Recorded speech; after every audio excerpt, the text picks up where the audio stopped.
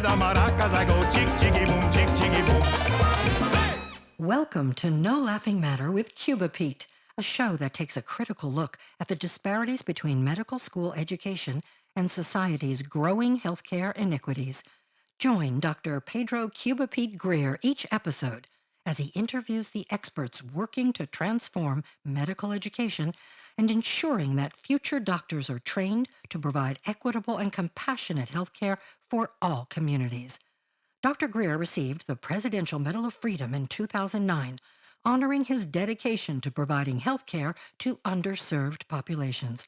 As Dean of Roseman University College of Medicine in Las Vegas, Dr. Greer is committed to creating a medical school of the future where students embrace the need to unite the heart and science of healthcare. And now, the host of No Laughing Matter with Cuba Pete, Dr. Pedro Cuba Pete Greer. Well, good day here from our studios at Roseman University. This is Cuba Pete. I'm Pedro Joe Greer. I'm the Dean of the College of Medicine at Roseman, and welcome to Cuba Pete. This is a podcast that talks about the intersection of society with healthcare and with healthcare education. And we are honored to have one of the artists that has created the wrap for our cars for Genesis. And I want him to describe in all this. This is Izaac Baron Zevalking. Did I pronounce that correctly? Yeah, Zevalking. Yeah, Zevalking. No, just Zevalking. Just Zevalking. Okay, there you go. It's tough for a Cuban to pronounce a name like that, okay? You got too many vowels. Yeah, it's a true American name, actually, because it was originally Dutch, Zevalking, and my dad's dad in America changed it to Zevalking, so it would sound less German, basically. Izaac, apart from being an artist, has a fascinating background. And he moved here from England after he graduated with his master's degree, which I'm going to ask him about. And he is the founder of Recycled Propaganda. Yep, that's basically my art pseudonym, and that's how it started as sort of a pseudonym. And it's sort of snowballed, and now I have a gallery downtown that's been open for 6 years, and we show other people's art, and I have my art in all sorts of places. Being that this is a podcast, although heard nationwide, it's heard quite a bit locally. Where exactly is your studio? It's on Main Street in Charleston. It's just a couple doors down from Makers and Finders. Okay. So it's right in the heart of the arts district. Fantastic. And if you were to describe to somebody, what is recycled propaganda? I would say that firstly it was the pseudonym that I operate under, for my art. But if I were to try and describe the art, I would say it's taking everyday visual imagery and twisting it and trying to give it some social significance. I see you're motivated extremely by your thirst for knowledge, societal injustices, which is something that is part of our mission here. And you were kind enough to wrap and design one of our cars, the electric cars that we use in our program called Genesis. Genesis is a household-centered care model where we go and take care of the entire family in a household, and we are looking for uninsured or Medicaid and people that work on an hourly basis that really don't have coverage and need to be able to take care of all the things in society that cause disease. And the car that you wrapped pretty much does that, doesn't it? It takes all the social determinants? Yeah, it took a lot of different aspects that we were looking at in terms of, what contributes to health or illness, and it tries to sort of summarize them in a succinct visual way is how I would describe it.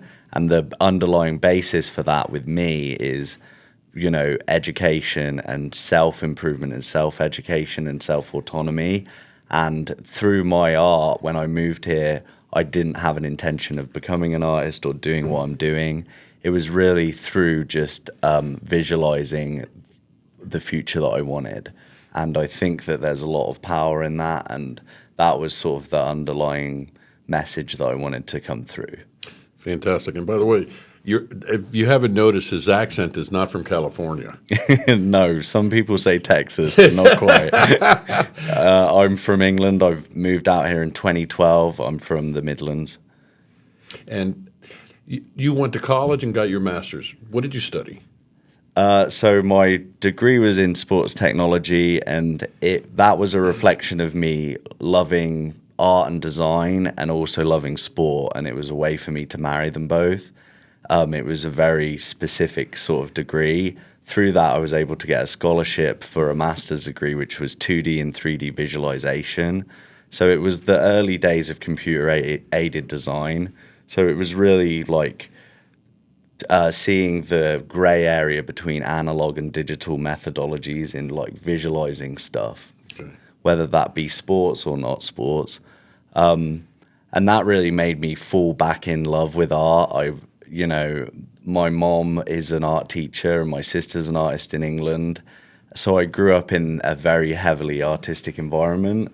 I chose not to do that at university because I felt like it wasn't cognitively challenging enough. Not that, to be disrespectful for people that study art. I would love to do it now, but at the time I was more interested in maths and engineering and all sorts of different things. So I wanted to have a more scientific basis for what I did.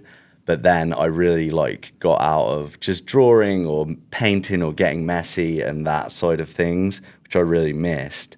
The master's degree got me in touch with that. And then ultimately I went into become a multimedia designer in a company in England, did that a couple years, and then decided I want to move to America and see what I can get here. I want to move to that country we used to own. Well, my dad was American, so I always spent summers here and holidays, and yeah, I was always more enamored with it. Everybody was so upbeat. The sun was out. That's a big. Those two things alone. And in terms of being an entrepreneur or being an artist, which means you're an entrepreneur, it's much more against the grain in England to sort of go out on your own and, work at the weekends instead of the week and all those little things that being an artist means. In Vegas, it's second nature for people to have their job and then their passion or their side hustle, And I really loved that get up and go attitude. If you had an audience of 17 years old students entering their senior year in high school, what advice would you give them?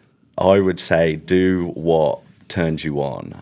There's going to be a lot of people telling you to be logical and to choose this and this because of the career option. The career options, you don't know, the AI and the world is moving so fast. You don't know what jobs are going to even exist in 10 years. So do something that you love and enjoy, and then you figure it out as you go along. I kind of just iterated and did something at the time that I thought appealed to me, and it did. It kept me really stimulated. If I'd known then, you're going to be a well-known, successful artist, would I have then chosen to do an art degree? That probably would have killed all of that in me. So, you never know where your life is going to take you. You have to sort of be a little bit of a free bird, No, I agree. I am fascinated by your thirst for knowledge and how that influences your art.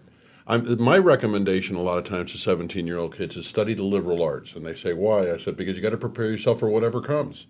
But without understanding the history of society, totally, that it's very difficult to see where the future is going to be. I think being an artist is great because your art can inform your education and your education can inform your art. And sometimes I'm researching a piece and learn a lot by researching a piece. And sometimes I'm just aimlessly learning about Roman early civilization or medieval or whatever it is. And then something comes to mind.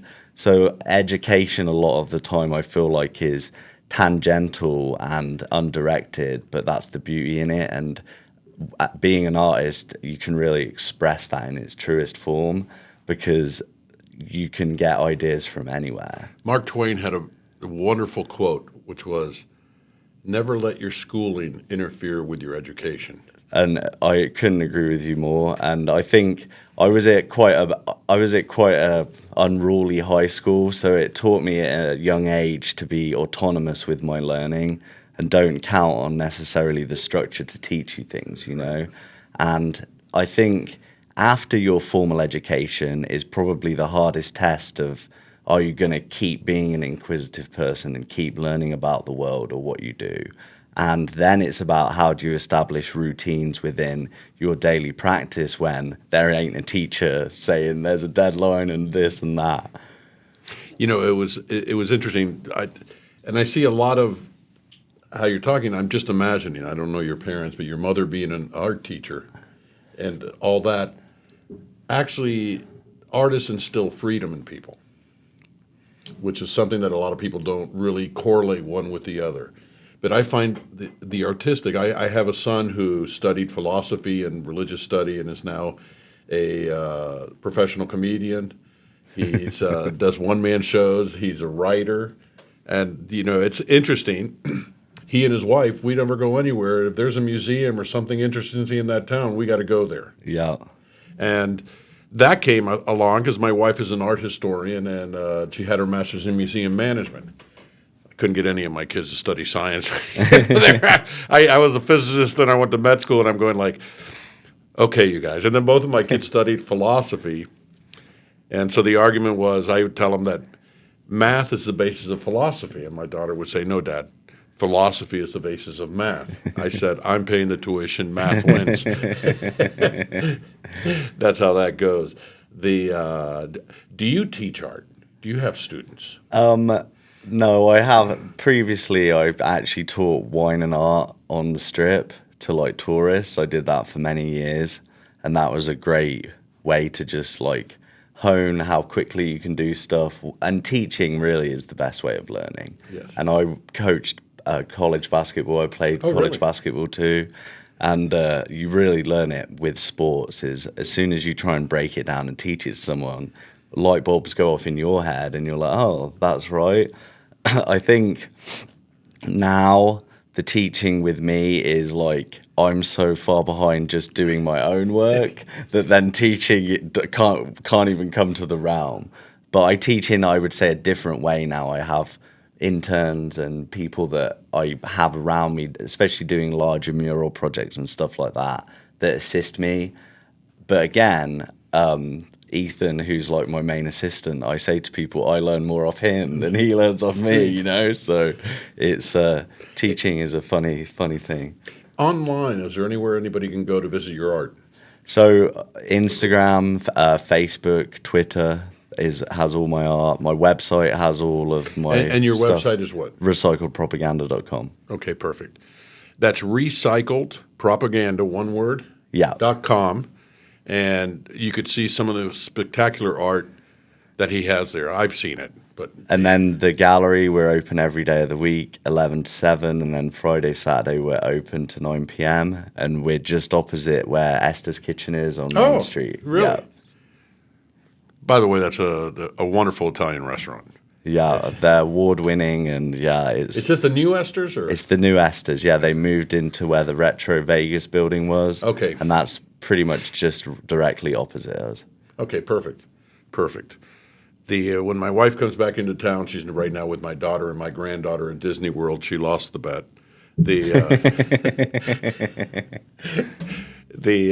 When she comes back, we will visit. Yeah, no, you definitely should. We have different shows every 2 months, and that's what it kind of snowballed into.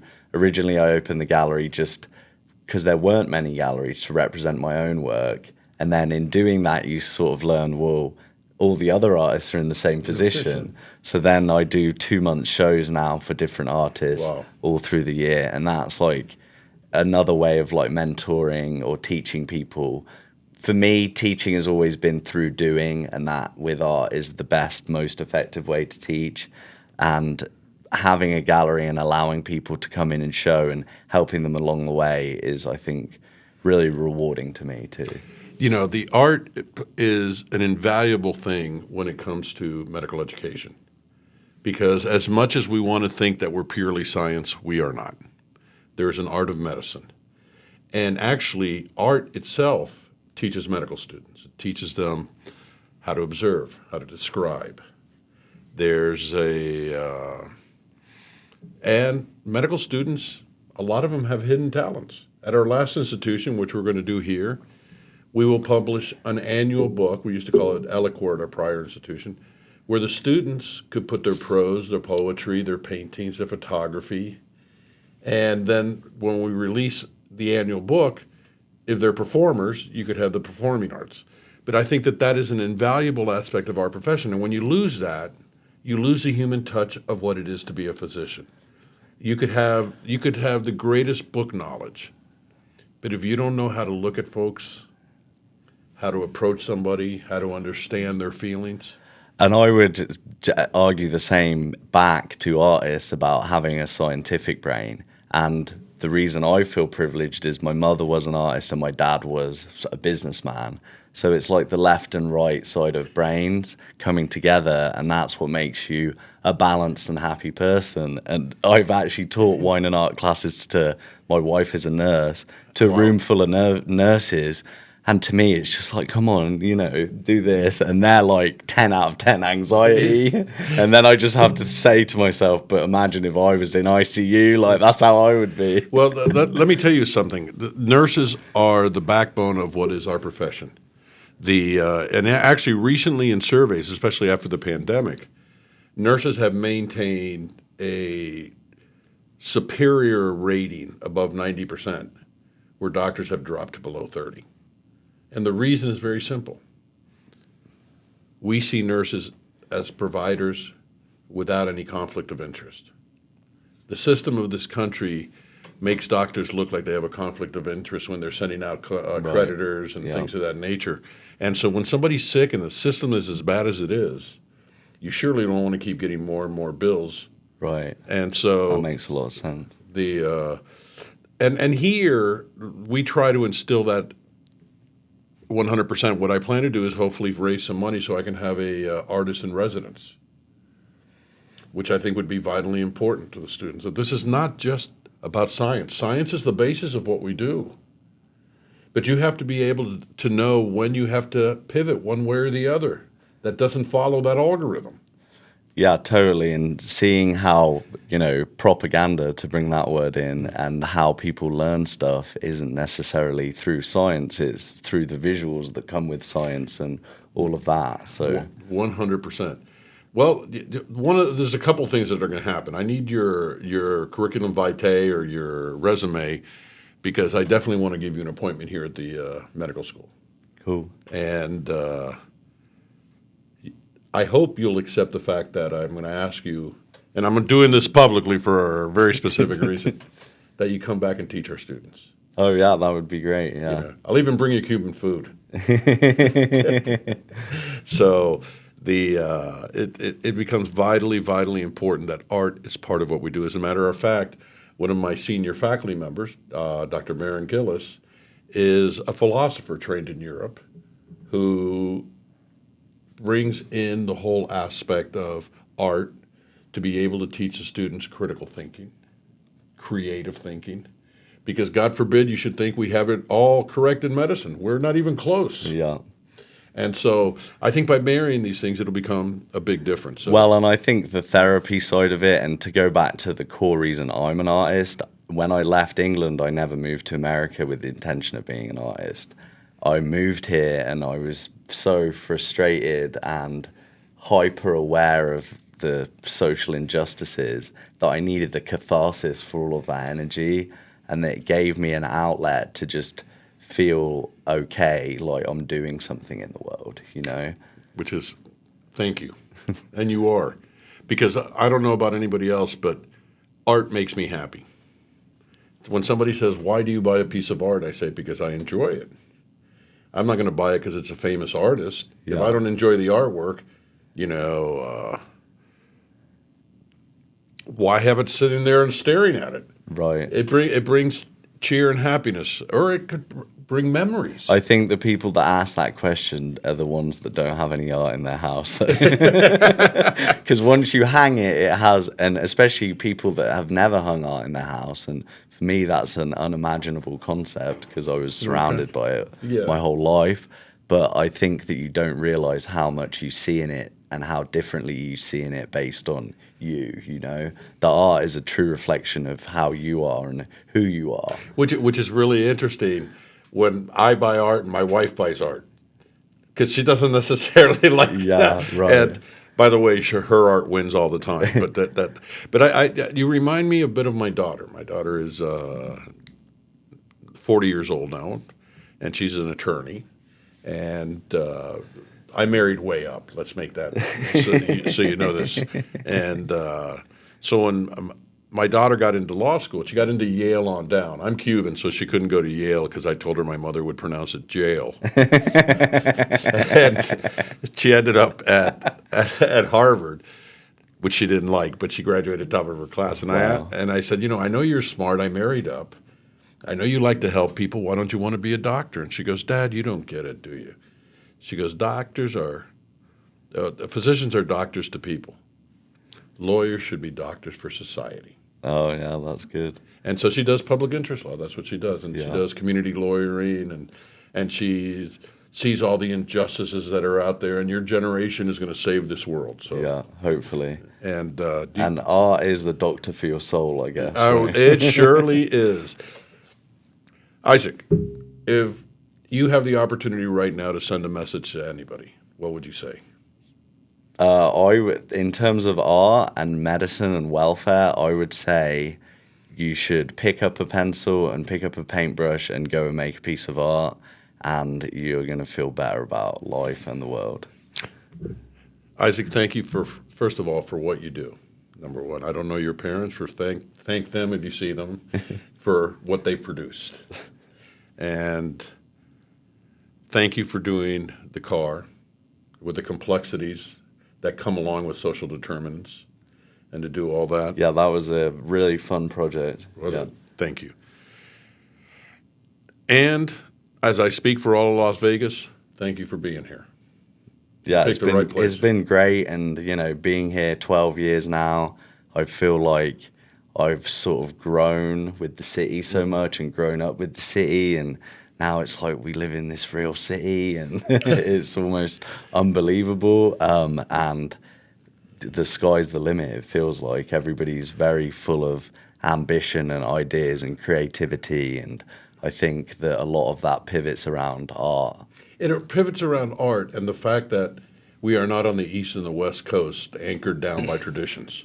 Yeah. It leaves It that open. liberates us totally. And they say that the most visited place in America last year was Area 15 Oh, really? via some satellite analysis. And I think that just shows you how the power of art, to make money, which is all that most people care about.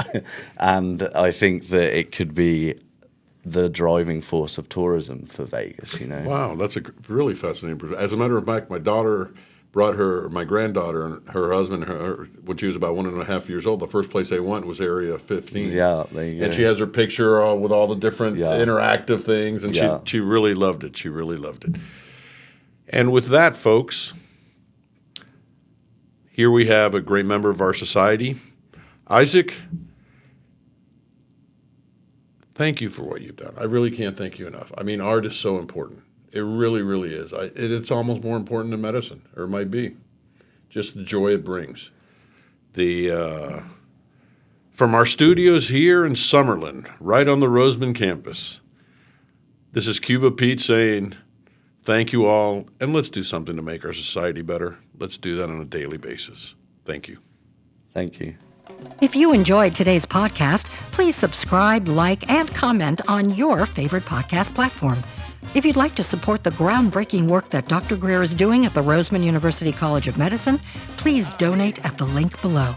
Thanks for tuning in to No Laughing Matter with Cuba Pete, as together we work to unite the heart and science of healthcare to serve all in our communities. See you next time.